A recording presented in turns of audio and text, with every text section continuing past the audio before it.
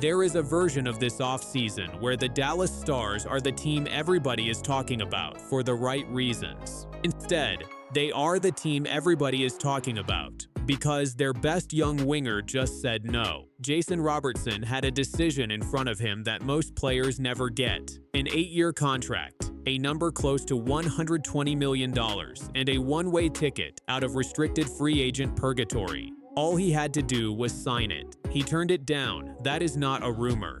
That is confirmed.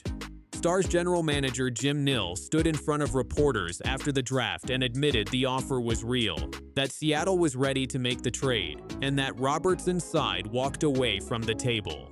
For a franchise that has spent 2 straight seasons 1 round short of the Stanley Cup final, watching your own restricted free agent reject a 9-figure deal is not a footnote. It is a 5-alarm fire. Here is what makes this so brutal for Dallas. Robertson is not some fringe piece. He is a 3-time 40-goal scorer. He was tied for 4th in the entire NHL in goals last season. He just posted his 2nd career season with more than 90 points. This is a player in his prime, a player Dallas drafted, developed, and watched grow into one of the most dangerous scorers in hockey. And now, on the day free agency opens across the league, he does not have a contract, and neither side seems close to one. Robertson's camp is reportedly asking for something in the range of $12 million a year. That figure is not random. It puts him right alongside Minnesota's Kirill Kaprizov, one of the highest paid wingers in the league. Dallas fans who watched Robertson score 45 goals last season might look at that number and think,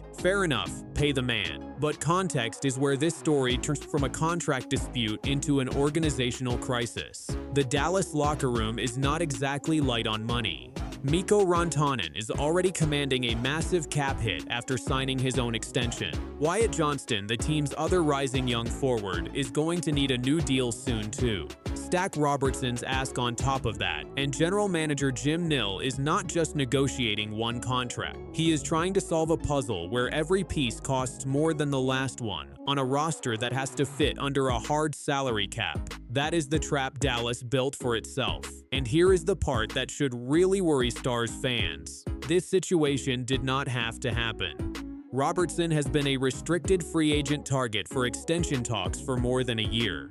Front offices around the league extend their core scorers before they hit this kind of leverage point, before an outside team like Seattle can walk in with an 8-year offer sheet level contract and force the original team's hand.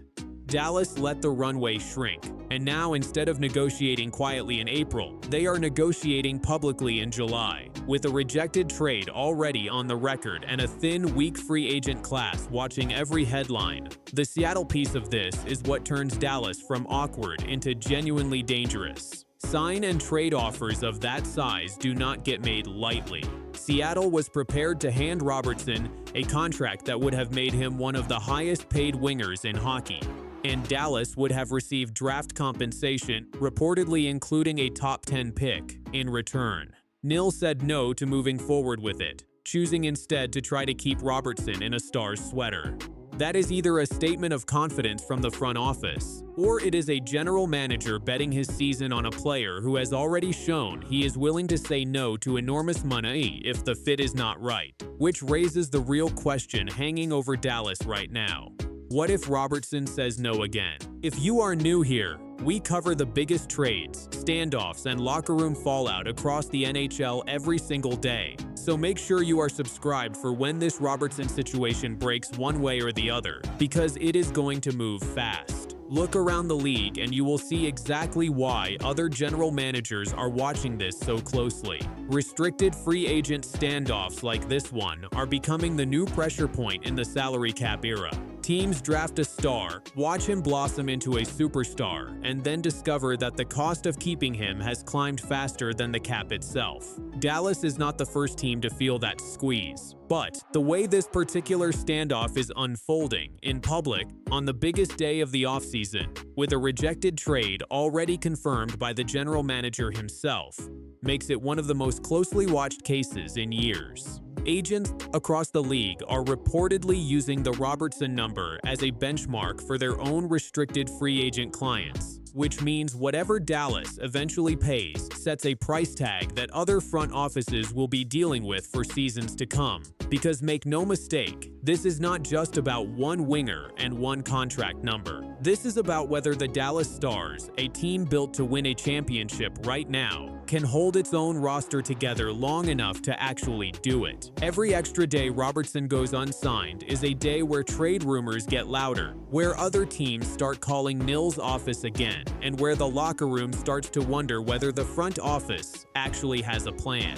Dallas has been here before, in a smaller way. Teams that win consistently eventually run into the same wall. Great players get expensive at the same time. The cap does not stretch far enough, and somebody has to be the odd one out. What makes this version so alarming is the timing. This is not a slow burn contract negotiation happening quietly in September. This is happening on the loudest day of the NHL calendar, with free agency open, with reporters watching every move, and with a rejected blockbuster trade already sitting in the public record. If Robertson eventually signs in Dallas, this becomes a story about a tense summer that worked out fine.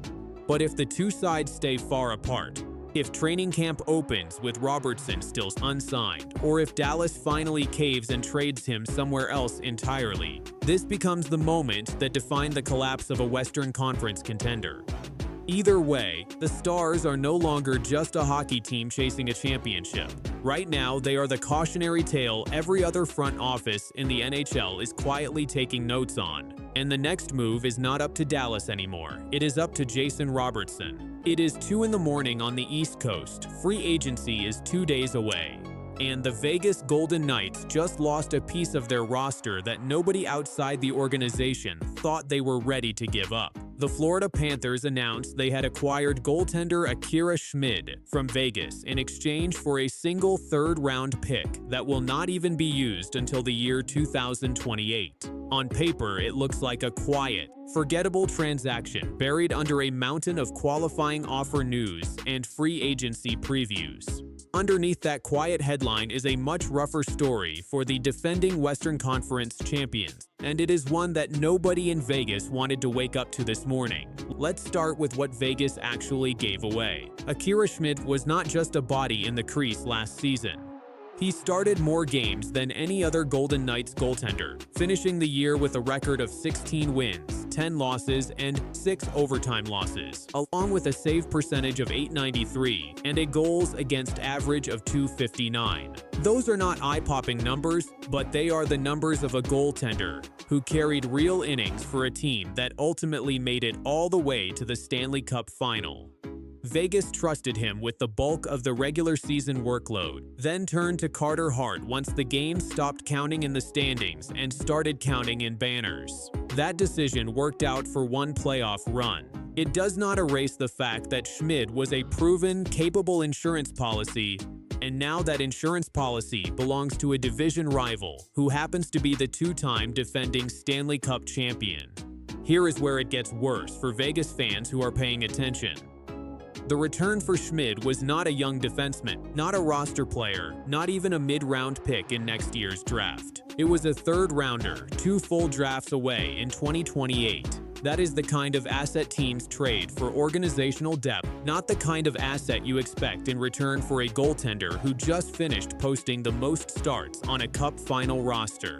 Vegas essentially decided that Schmid's value to them was so low that they were willing to let him walk for pennies on the dollar, right as the goaltending market around the league is about to get thinner and more expensive in free agency. And that decision did not happen in a vacuum. Just days earlier, Vegas had already traded away forward Pavel Dorofeyev, sending him to the New York Rangers in a deal that pulled real value off the roster up front. Dorofeyev was coming off back-to-back 35-goal caliber seasons, the kind of finishing threat that does not show up easily on the open market. Losing him already created a hole at forward. Now losing Schmid creates a second hole behind the bench, and Vegas is staring down 2 separate roster gasps less than 48 hours before free agency opens to the rest of the league. Think about what that actually means heading into Wednesday. The Golden Knights now have to walk into the opening hours of free agency needing scoring help up front and depth insurance in net, all while every other contending team in the league is also shopping the same shallow pool of available names. Reports out of Vegas already have the front office circling names like Patrick Lane, Evander Kane, Victor Arvidsson, Brock Boozer, and Oliver Bjorkstrand to try to patch the Dorofeev hole.